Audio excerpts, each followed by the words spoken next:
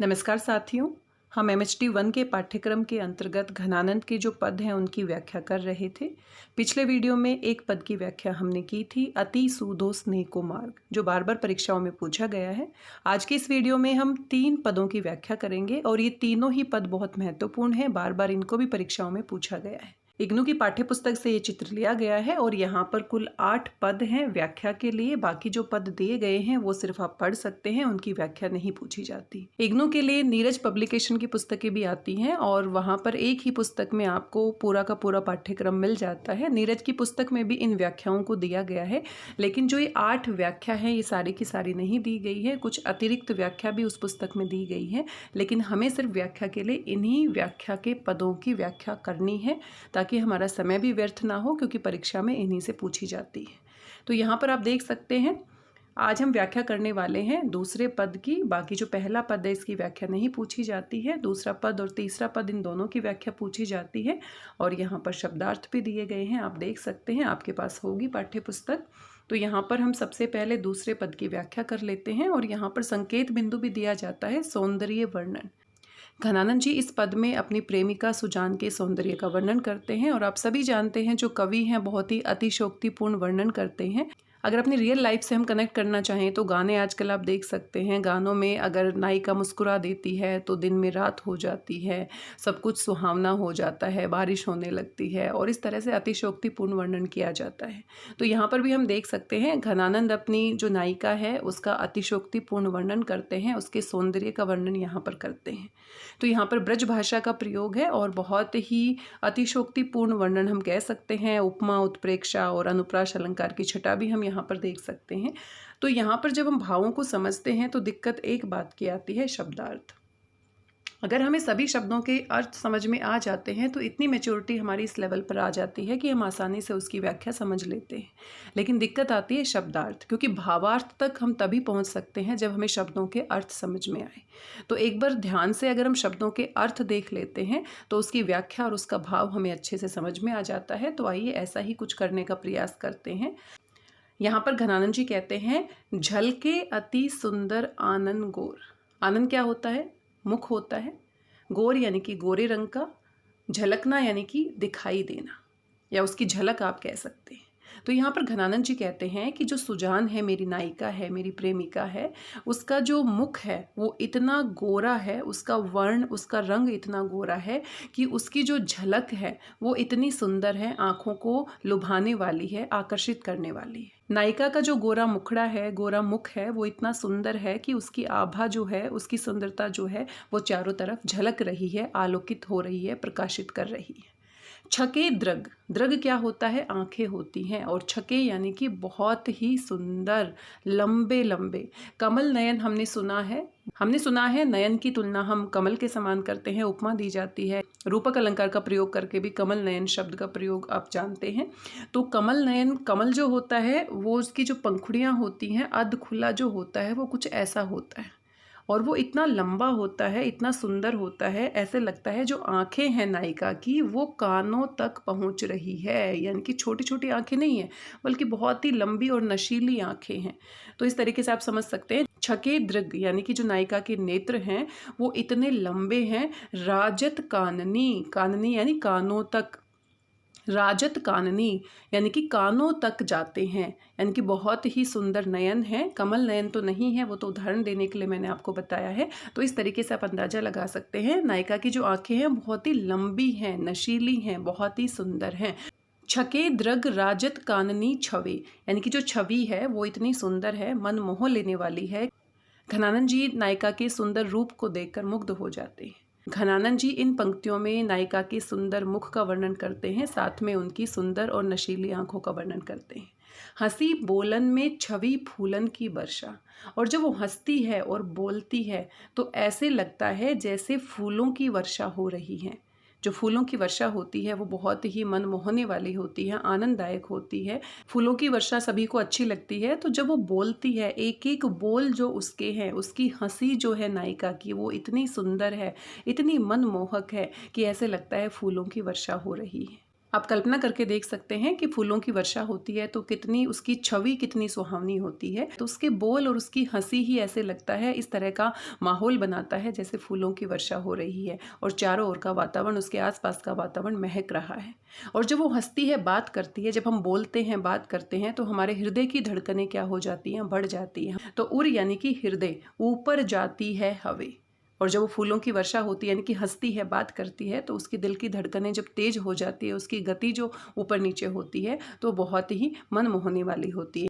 नायिका की भाव भंगिमाएं जो हैं, शारीरिक मुद्राएं हैं, चेष्टाएं हैं, उनको देखकर घनानंद जी बिल्कुल मोहित हो जाते हैं, बिल्कुल उनके रंग में रंग जाते हैं।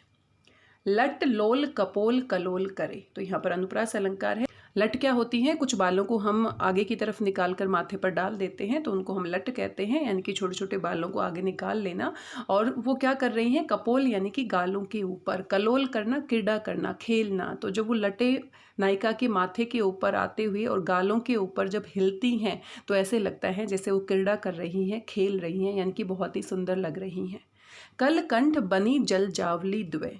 कलकंठ क्या होता है? जो सुंदर लंबी गर्दन है। गर्दन की विशेषता माना जाता है कि जितनी लंबी गर्दन होती है उतनी ही सुंदरता को बढ़ाती है। तो जो लंबी गर्दन है, जल जावली द्वय, नायिका की जो गर्दन है वो बहुत ही लंबी है और इतनी लंबी और सुंदर गर्दन है कि उसके अंदर उसमें जल जावली यानी कि मोतियों की माला, क्या पहना हुआ है? मोतियों की माला पहनी हुई है। नायिका ने अपनी गर्दन में मोतियों की माला पहनी हुई है और मोतियों की माला भी कैसी है? द्वे, द्वे यानी कि दो, दो लड़ियों वाली मोतियों की माला पहनी हुई है। तो वो माला जो पहनी हुई है वो इतनी सुंदर लग रही है और साथ में नायिका की जो लट लहरा रही है, गाल के ऊपर आ रही है, जो हिल रही है, वो बहुत ही सुंदर लग रही है। कहने का मतलब है कि नायिका बहुत ही सुंदर लग रही है, अपने यौवन के मद में मस्त है और उसको देखकर पूरी तरह से घनानंद जी डूब जाते हैं। अंग अंग तरंग उठे दुती की, दुती यहाँ पर क्या है? चमक है, आभा है, यानी कि यौवन की चमक है। नायिका के अंगों में यौवन की चमक है और अंग अंग में ऐसे लगता है जैसे तरंग उठ रही है।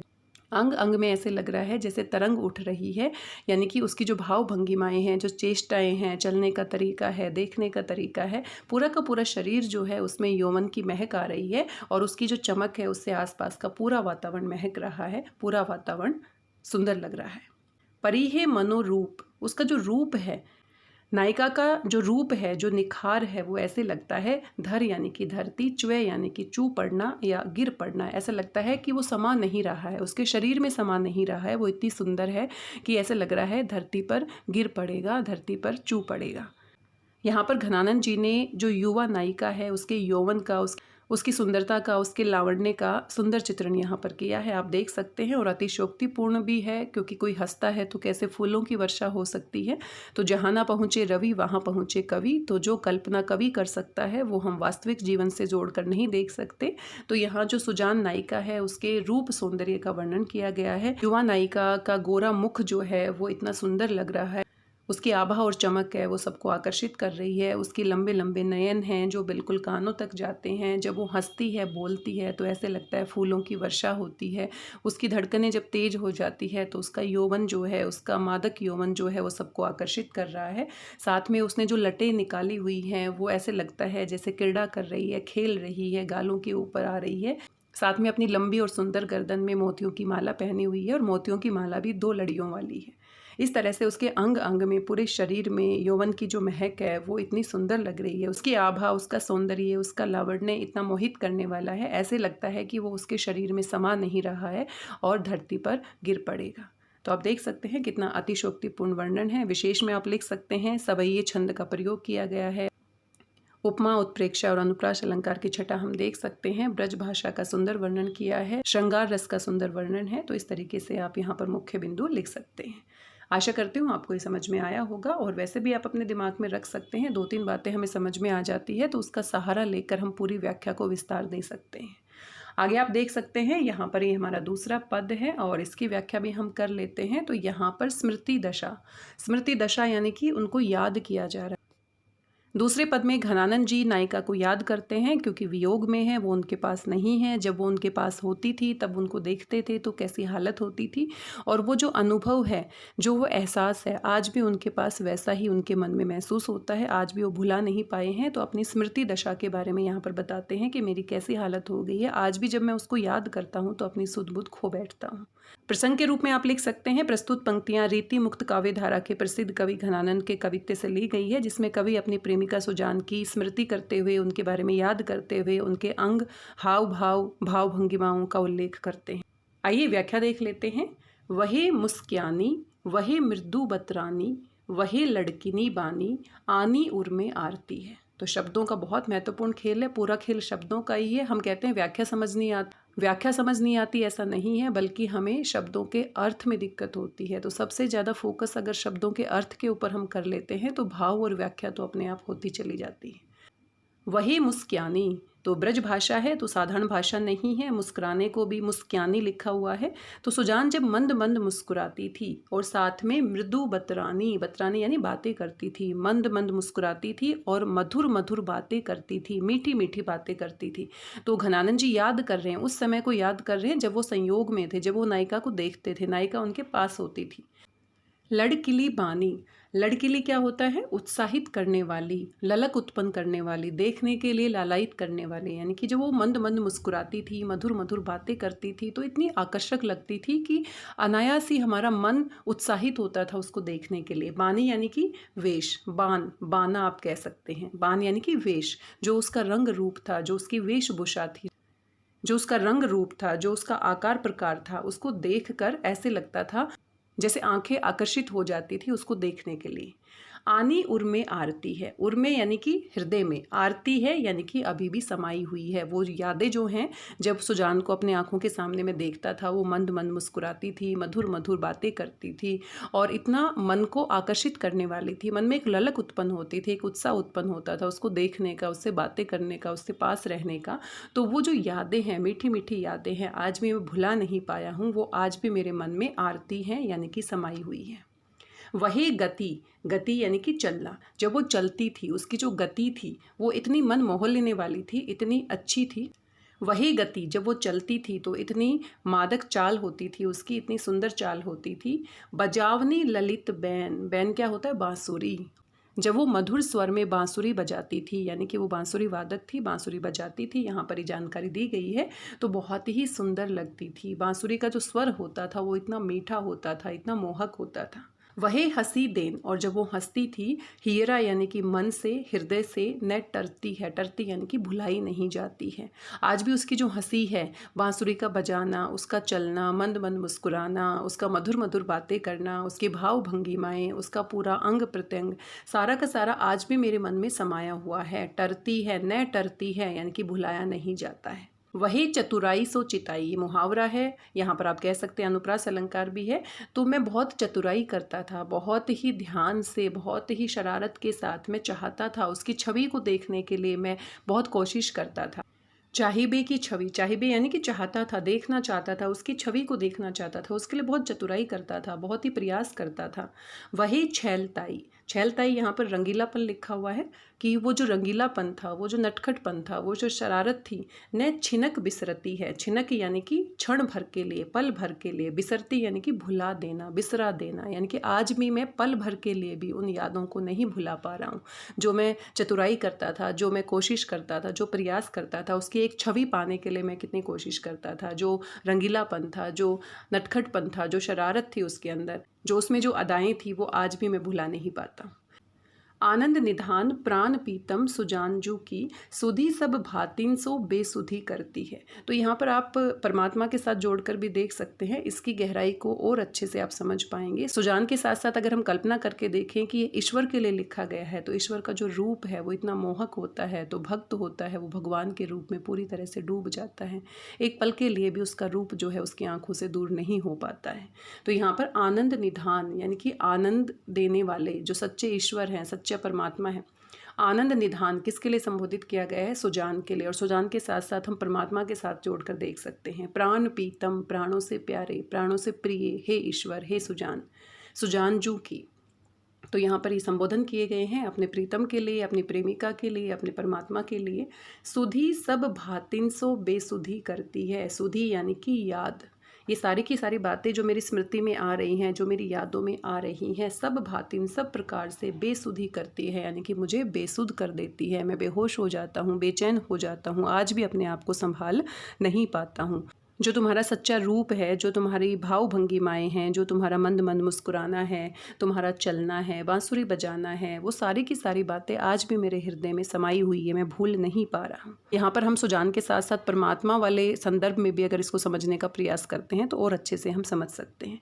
विशेष में आप लिख सकते हैं उपमा, उत्प्रेक्षा, अनुप्रास अलंकार की छटा है, ब्रज भाषा का बहुत ही सुंदर प्रयोग किया गया है, वियोग श्रृंगार रस का प्रयोग किया गया है, चतुराई सो चिताई में अनुप्रास अलंकार कह सकते हैं, ये मुहावरे के रूप में भी प्रयोग किया गया है। सच्चे वियोगी के गुणों के बारे में बताया गया है। सच्चा वियोगी वही होता है जो अपने प्रेमी के रूप को अपने मन में समाये रखता है, उसकी यादों को मन में समाये रखता है। भाषा लाक्षणिक है, माधुर्यपूर्ण है और प्रभाव में आप कह सकते हैं। तो इस तरीके से आप इसका विशेष लिख सकते हैं। तीसरा पद आप यहाँ पर देख सकते हैं, बहुत ही महत्वपूर्ण है, बार बार परीक्षाओं में पूछा गया है। और यहाँ पर घनानंद अपने प्रिय का वर्णन करते हैं, बहुत ही सुंदर वर्णन करते हैं। और यहाँ पर भी अतिशोक्तिपूर्ण वर्णन आप देख सकते हैं। ये सवैया छंद में लिखा गया है, अनुप्रास अलंकार की छटा हम देख सकते हैं, ब्रज भाषा का सुंदर प्रयोग किया गया है। प्रसंग में आप लिख सकते हैं, प्रस्तुत पंक्तियां घनानंद द्वारा रचित सुजान हित या उनके कवित्व से ली गई है।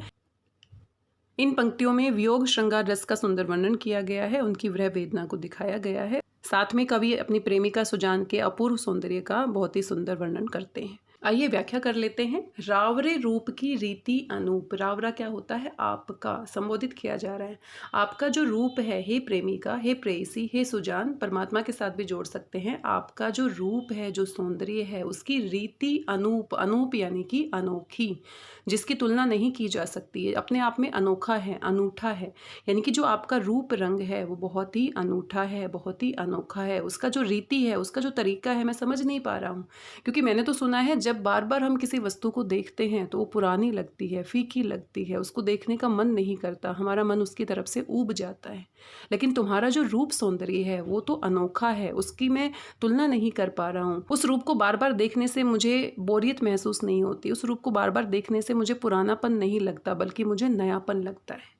नयो नयो लागत ज्यो ज्यो निहारी। जो जो निहारी, निहारना मतलब देखना। जो मैं तुम्हारे रूप को निहारता हूँ, जो मैं तुम्हें देखता हूँ, तुम्हारा रूप इतना अनोखा है, इतना अनुपम है, इतना अनूठा है कि उसकी जो रीति है, उसका तरीका है, मैं समझ नहीं पा रहा हूँ। कैसा रूप तुमने पाया है, कैसा अलौकिक रूप तुमने पाया है, ईश्वर के साथ जोड़कर देख सकते हैं। और बार बार जब मैं इसको निहारता हूँ तो हर बार मुझे नया लगता है, हर बार मुझे तुम और सुंदर दिखाई देती हो। त्यों इन आखिन बानी अनोखी।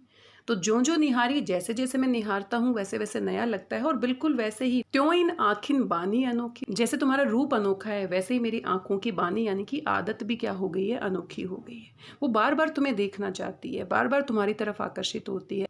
बार बार देखने से मेरा मन भरता नहीं है, ऐसे लगता है कि और अधिक मन आकर्षित हो जाता है, और अधिक मन में लालसा उत्पन्न होती है तुम्हें बार बार देखने की। आत्मा परमात्मा के साथ जोड़कर देख सकते हैं, आत्मा परमात्मा के लिए कितनी लालायित होती है, आत्मा परमात्मा में विलीन होना चाहती है, उसके रूप पर मोहित हो जाती है। भगवान और भक्त के साथ जोड़कर आप देख सकते हैं। तो इन आखिन बानी अनोखी, जैसे तुम्हारे रूप की रीति अनोखी है, अनोखा तुम्हारा रूप तुमने पाया है, बिल्कुल वैसे ही मेरी आंखों की जो आदत है वो भी अनोखी है, बिल्कुल अलग है, मैं समझ नहीं पा रहा हूँ। अघानी कहूँ नहीं आनी तिहारिये।